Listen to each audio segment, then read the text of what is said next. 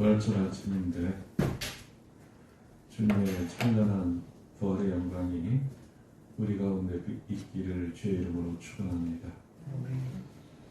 물론 여전히 마음 한구석에 여러 가지 어둠이 우리에게 자리 잡고 있음을 불정할 수 없습니다. 우리를 사로잡고 있는 쓰라린 그런 안타까운 소식들, 부활절이지만 특별히 우크라이나에서 러시아 군인들이 자행하고 있는 잔혹한 민간인 살해, 또 온갖 추한 그러한 짓거리를 접하면서 분노와 함께 우리가 아무것도 할 수 없다는 좌절감을 가지게 됩니다. 전쟁이나 코로나19를 겪고 있을 때뿐 아니라 사람에겐 좌절감이라는 부정적 감정이 있습니다. 이 좌절감이라는 우울한 감정은 누구에게나 있습니다. 남녀노소 할 것 없습니다. 우리가 볼 때 저 사람은 좀 괜찮겠지, 그렇게 외견상 보이는 사람들도 사실 삶의 좌절감이 짙게 배어 있음을 보게 됩니다. 저를 보시기 바랍니다. 제가 목사니까 어떤 어려움이 있으면 다 기도해서 이겨낼 것 같은데, 그리고 부정적인 감정, 좌절감이 없을 것 같은데 사실 그렇지 않습니다. 심하게 하루에도 몇 번씩 혹은 살아가면서 좌절감을 느끼고 어떤 때는 자괴감까지 느낄 때가 많이 있습니다. 우리가 잘 알고 있는 믿음의 대가 엘리야를 알고 있습니다. 그가 누구입니까? 막강한 권력을 행사했던 바방과 이세벨과 맞짱을 떠서 승리했던 그러한 인물입니다. 또한 우리가 잘 알고 있는 갈멜산에서 바알과 아세라를 섬기는 선지자 850명과 누가 참 신이냐, 바알이냐, 아니면 여호와 하나님이냐, 여러분 그렇게 맞짱을 떠서 승리했던 인물입니다. 또한 3년 6개월 동안 이스라엘 땅에 비가 내리지 않을 때 하나님께 기도해서 비도 내리게 했던 여러 가지 면에서 뛰어난 인물이었습니다. 그러한 그도 심한 좌절감에 사로잡혀서 광야로 도망쳤고, 노뎀나무 그늘 아래에 앉아서 하나님께 뭐라고 말합니까? 여호와여 넉넉하오니 지금 내 생명을 거두시옵소서. 내가 내 조상들보다 낫지 못하나이다 라고 죽기를 구했던 그러한 사람입니다. 그런가 하면 좌절감을 이기지 못하고 40주야를 도망쳐가지고 여러분 숨었는데 이 하나님께서 찾아와서 뭐라고 합니까? 너가 왜 여기 있느냐?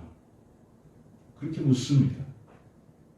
그럴 때 자신의 솔직한 심정을 열왕기상 19장 10절에서 이렇게 고백하고 있습니다.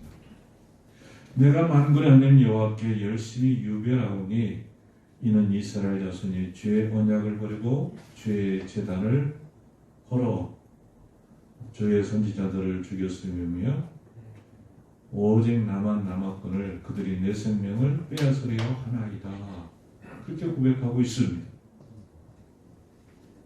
그때 하나님께서 강한 바람과 지진 그리고 불이 일어나는 초자연적인 현상을 통해서 그에게 다가오셨지만 아주 세미한 음성으로 뭐라고 말합니까? 너만 아니다.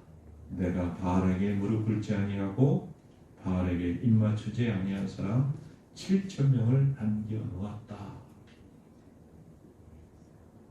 여러분, 이와 같이 믿음의 대가 있던 선지자 엘리야도 큰 좌절감으로 힘들어했던 때가 성경에 보면은 우리가 만날 수 있는 진실입니다.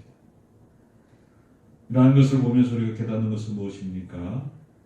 우리가 하나님을 믿고 살지만 땅을 디디고 살고 서로 관계를 맺고 살기 때문에 또 하루에도 수만 수천 건의 일을 접하다 보면 우리의 산속에 좌절감을 느낄 수밖에 없다는 것을 깨닫게 됩니다. 정확히 2010년이니까 벌써 12년 전 일입니다. 행복전도사로 널리 알려진 그러한 최윤희 씨 한 분이 부부간에 동반 자살을 해가지고 사회적 파장을 엄청나게 일으키는 사건이 있었습니다. 그분은 자살을 거꾸로하면 살자라고 그런 우리는 열심히 살아야 된다고 하면서 많은 사람들에게 용기를 불어넣었던, 그래서 좌절감을 딛고 일어서기를 그분은 꿈꾸며 그러한 삶을 살았는데 결국은 그분의 자살은 사회적 충격만 주고 많은 사람들에게 엄청난 실망감만 안겼습니다. 당시 그 사건을 다뤘던 기독교 신문 사설 하나는 그분이 전하는 행복은 스낵 행복이었다. 스낵 행복이라는 무엇입니까? 과자같이 먹어도 그만, 안 먹어도 그만. 그러한 정말 얄팍한 상술과 같은 행복론이었다고 지적합니다. 그러면서 덧붙여 말하기를 진솔한 행복을 우리가 가져야 됩니다. 그러면서 진솔한 행복이란 무엇이냐? 신앙, 하나님 믿음의 뿌리를 둔 그런 행복을 가지고 살아야 된다고 말씀하고 있습니다. 그것은 바로 엘리야가 가졌던 하나님에 대한 절대 주권이고 믿음이고 하나님에 대한 소망입니다. 사랑하는 여러분, 그러면서 덧붙이기를 우리가 가지는 행복은 하나님의 전적인 은혜라고 사설은 끝맺음을 하고 있습니다. 전적으로 동감합니다. 내게 어떠한 능력이 있어서 행복한 것이 결코 아닙니다. 돈이 많아서 혹은 배움이 많아서 내가 행복한 것도 결코 아닙니다. 또 내가 대통령이 되었다고 해가지고 행복하다, 저는 전적으로 동의할 수 없고 오히려 또 다른 아픔과 고통, 좌절감을 가질 수밖에 없는 게 그러한 지위가 아닌가 생각해 봅니다.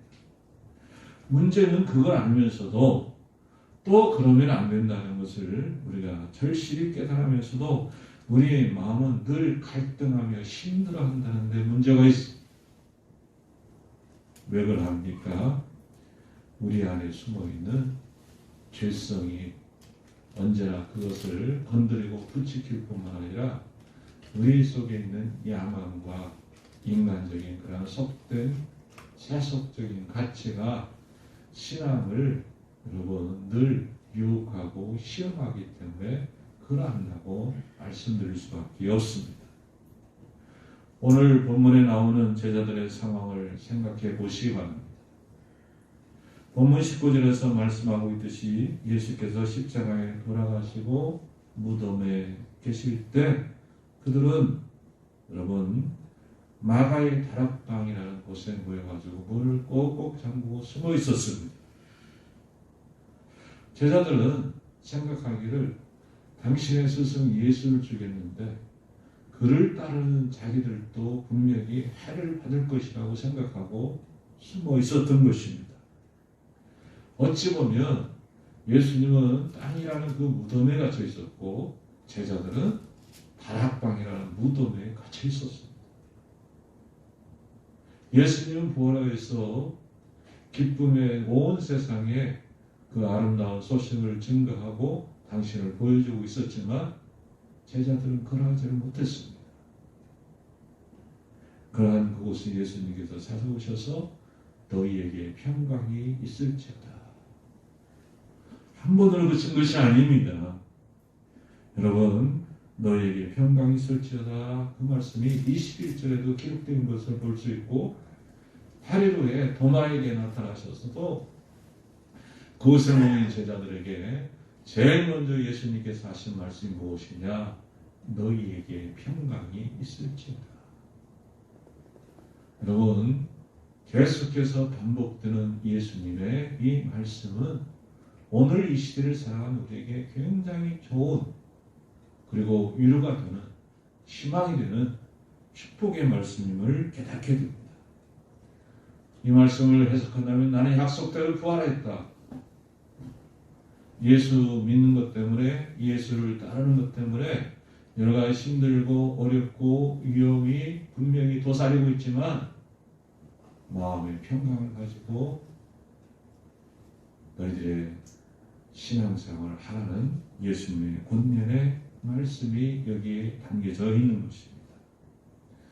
여러분 중요한 것은 그래서 이 예수님의 부활 승리 우리에게 평강의 그 축복을 주시는 그 말씀의 의미가 무엇인지를 우리가 기억하고 살아가야 된다는 중요한 가르침입니다. 먼저 무엇입니까? 여러분 신앙의 뿌리가 무엇이냐를 우리에게 가르쳐주고 있습니다. 저와 여러분이 매주 하나님 앞에 나와서 예배드리고 하나님께 찬양을 드리고 말씀에 귀를 기울이고 기도하는 이 온전한 신앙의 행위가 무엇에 뿌리를 두고 있느냐를 묻고 있는 것입니다. 성경은 우리에게 말합니다. 사람이 마음으로 믿어 의에 이르고 입으로 신하여 구원에 이른다고 말씀하는데 하나님께서 예수 그리스도를 죽은 자 가운데 다시 살리셔서 우리에게 보내신 이유가 무엇이냐? 그것이 중요한 물음이라는 성경의 도전인 것입니다.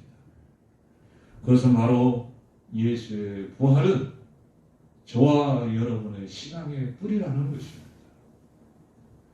어떠한 다른 종교가 모방할 수도 없고 흉내낼 수도 없는 역사적 사실에 기초한 예수 부활이 저와 여러분의 신앙의 뿌리라는 것입니다.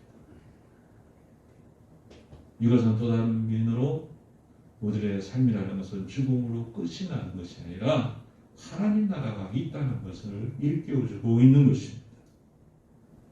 베드로전서 1장 8절 9절 말씀에 보면 이러한 말씀이 기록되어 있습니다. 예수를 너희가 보지 못하였으나 사랑하는도다. 이제도 보지 못하나 믿고 말할 수 없는 영광스러운 즐거움으로 기뻐하니 믿음의 결국은 곧 영원 구원이라. 굉장히 중요한 말씀입니다. 믿음의 최종 종착역이 어디냐? 저와 여러분의 영원 구원이라는 것을 일깨워주고 있습니다. 육신은 날로 쇠하지만 여러 가지 병마와 질병으로 해서 괴롭당하고 하루하루의 삶이 여러 가지 힘들지만 우리의 소망이라는 것은 영원 구원이라는 믿음을 가지고 살아간다는 것을 가르쳐주고 있습니다. 여러분 예수를 믿는 그런 사람들을 바뀌었던 사도 바울을 잘 알 것입니다. 그러뇨 예수 믿는 것을 증오했습니다. 그리고 예수 믿는 사람들을 잡으러 스데반을 순교 현장 속에 증인으로 있던 그가 또 다른 예수 믿는 사람을 잡아다가 다메섹 동산에서 예수를 만나게 됩니다. 그리고요 그는 이제 역설적에도 복음의 최전선에서 복음을 전하다가 예수의 몸으로 아그리파 왕이라는 그 앞에서 재판을 받게 됩니다. 그에게 한 유명한 말이 있습니다. 사도행전 26장 8절 말씀입니다. 당신들은 하나님이 죽은 사람을 살리심을 어찌하여 못 믿을 것으로 여기나이까? 자기도 한때는 예수 믿는 것, 부활하신 예수라는 그 존재에 대해서 전적으로 부정했고 탄압했고 박해했던 그런 인물이었습니다. 여러분, 그가 이제 부활하신 예수를 만난 이후 자기의 변심을 어떻게 설명하느냐? 바로 살아계신 하나님을 만났다. 부활하신 예수를 만났다. 거기에 초점을 두고 있습니다. 그러면서 뭐라고 말하느냐? 그리스도가 고난을 받으실 것과 죽은 자 가운데서 먼저 다시 살아나사 이스라엘과 이방인들에게 빛을 전하시라 함이니라 외치면서 이의 일은 한쪽 구석에서 일어나는 것이 아니라 그렇게 말하고 있습니다. 굉장히 이 말씀은 중요합니다. 어느 한 구석에서 은밀하게 사람이 지어가지고 당신들이 모르는 곳에서 일어난 일이 아니라 모두가 지금 동시대에 살아가는 사람들이 알 수 있는 사건이 예수 부활 사건이라고 사도 바울이 선포하고 있는 것입니다. 뿐만 아니라 그는 고린도전서 15장 부활장으로 유명하잖아요. 부활을 목격한 사람들을 하나하나 언급하면서 맨 나중에 만삭되지 못한 나에게도 보이셨다고 고백을 하고 부활하신 예수를 증거하고 있습니다. 그러면서 뭐라고 말합니까? 예수 부활은 한쪽 구석에서 일어나는 것이 아니라 오늘 여러분과 저와 모든 사람들이 목격할 수 있는 분명한 사건이라고 말씀하면서 내 신앙의 뿌리가 무엇이냐를 간접적으로 질문하고 있는 것입니다. 사랑하는 여러분, 저와 여러분의 신앙의 뿌리는 부활하신 예수 그리스도십니다. 부활하신 예수 그리스도는 죽음의 권세를 이기고 하나님 나라가 있다는 것을 우리에게 선포하신 정말로 우주적인 그러한 사건입니다.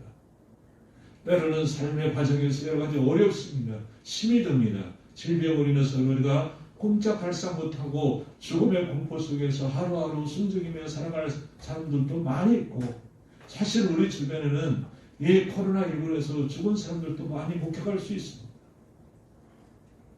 그러나 중요한 것은 그 이면을 볼 수 있는 신앙의 뿌리입니다. 내가 왜 하나님을 믿는가?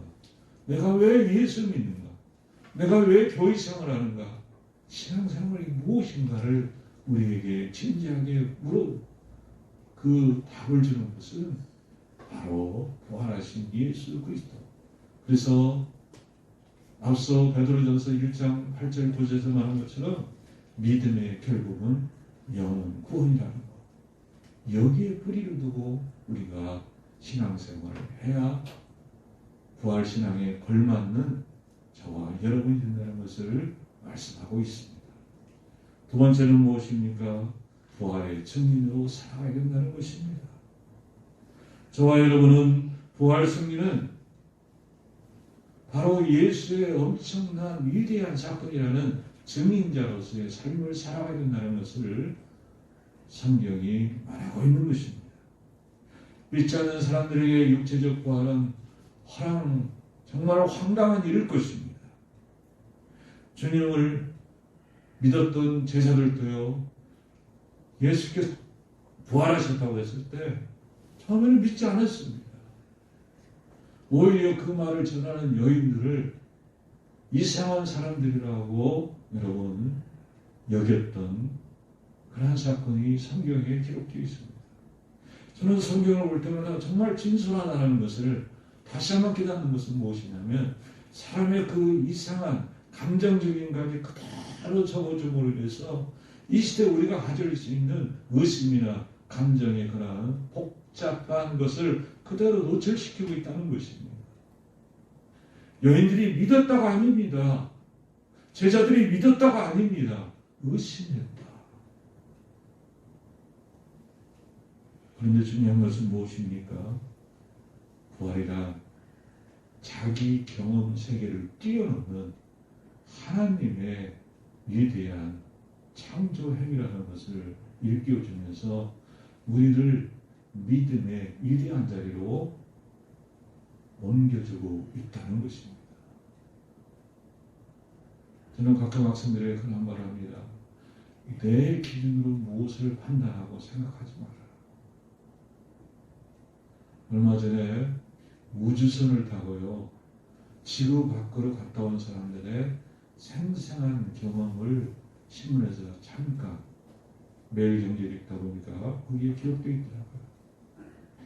그 사람들의 공통적인 하나의 인식이 있습니다.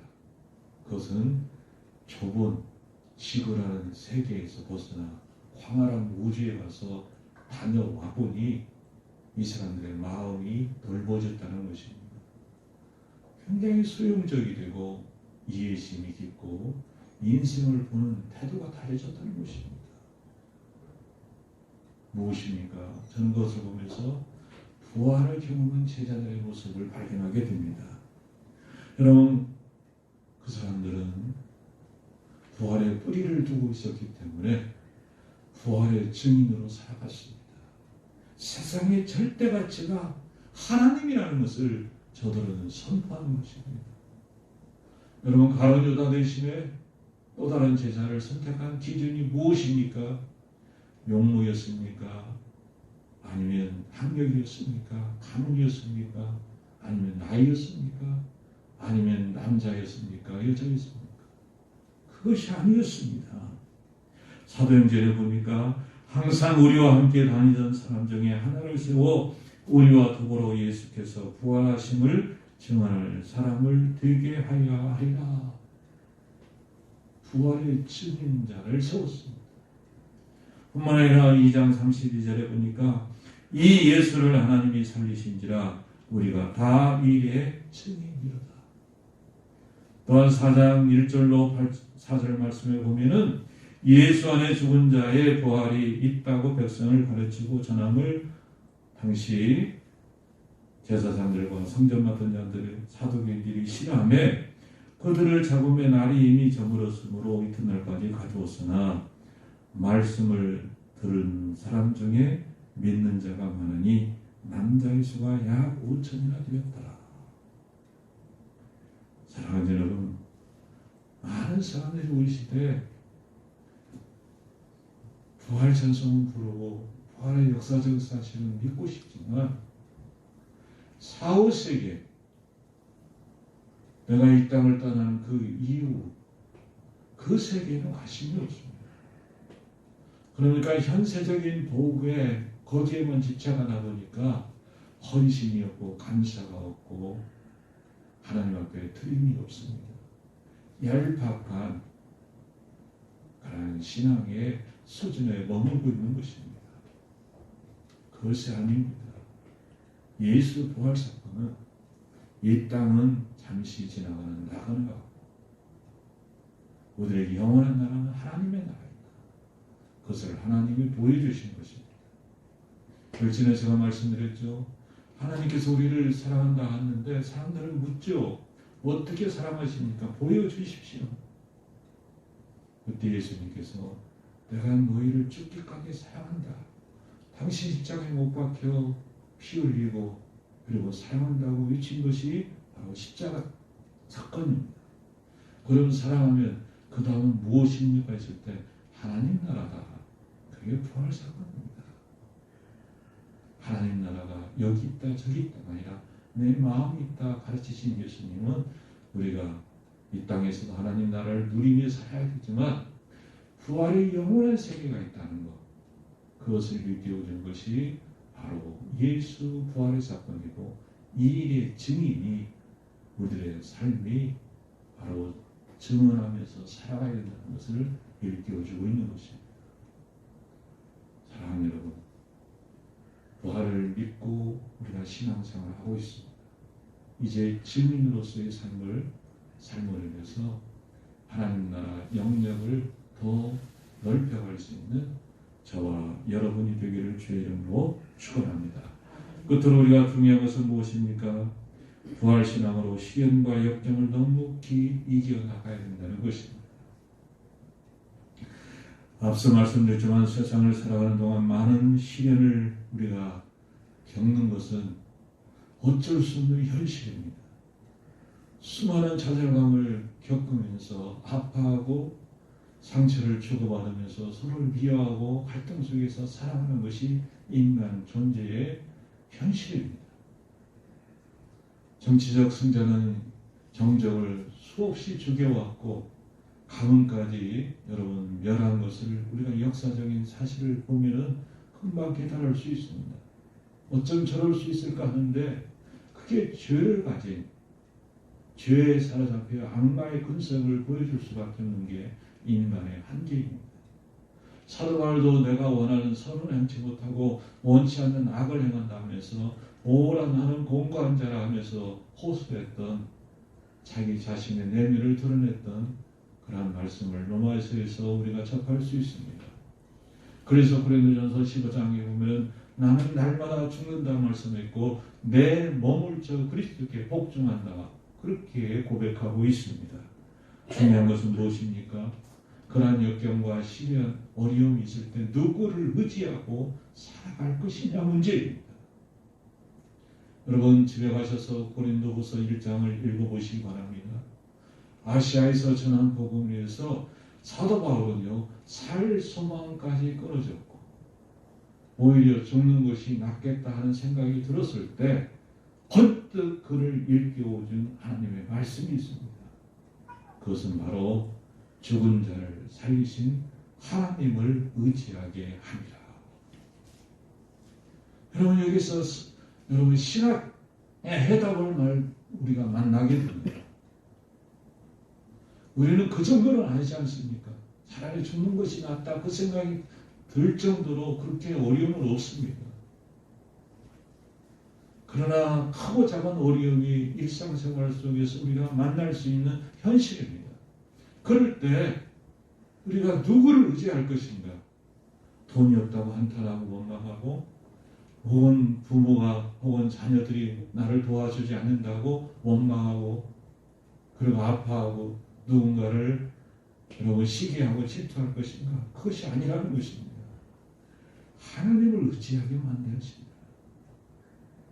하나님을 의지하게 만든다는 것은 하나님 우리에게 얼마든지 그것을 빠져나갈 수 있는 방법을 제시했다는 것입니다.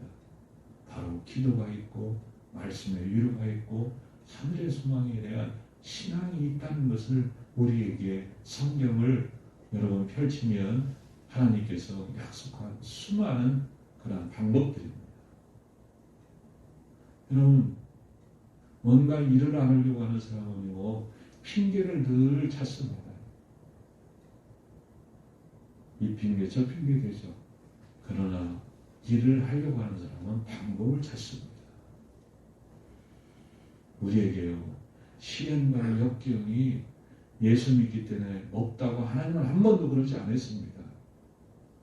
악한 자나 선한 자나 똑같이 해를 비치고 비를 내리겠나 하시면서 중요한 것은 무엇입니까? 우리가 하나님을 믿는 사람이라면 하나님을 의지하게 만든 것. 그 하나님은 어떠한 하나님이냐? 죽은 자를 다시 살리신 부활의 예수를 통해서 살아계신 하나님이라는 것을 우리에게 보여주셨습니다. 그 믿음을 가지고 살아가야 되는 것입니다. 여러분 다시 강조하지만 살 소망까지 끊어졌던 사도 바울 그런데 죽은 자를 다시 살리신 하나님을 의지하게 만드신 하나님의 놀라운 섭리라고 받아들이고 해석하고 그걸로 또 이겨냈습니다. 해답을 보게 됩니다. 그런 문제를 볼 때 해답을 알면 문제는 굉장히 쉽습니다. 이제 말씀을 정리합니다.